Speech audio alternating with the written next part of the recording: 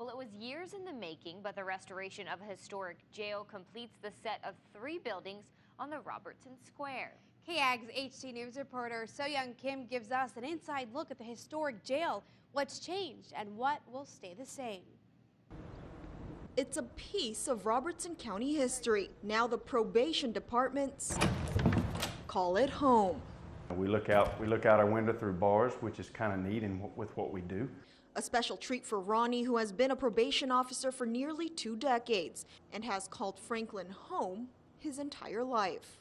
I knew this building when it was a jail and rode my bicycle by here. The $1.3 million restoration of the historic jail was the last piece of the puzzle on the Robertson County Square. We began discussing the entire restoration project in 2007.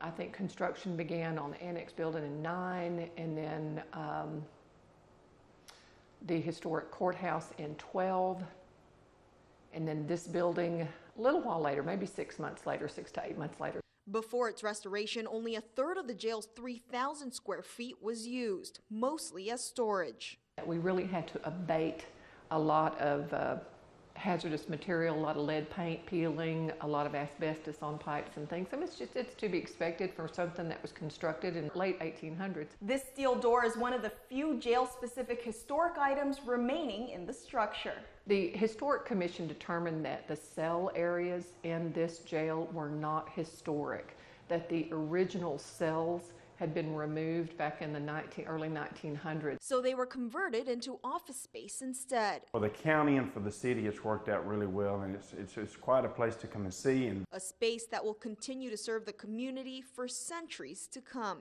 In Franklin, So-Young Kim, KAGS HD News. A display out in front of the square is still in the works. It will have some original pieces of the historic buildings.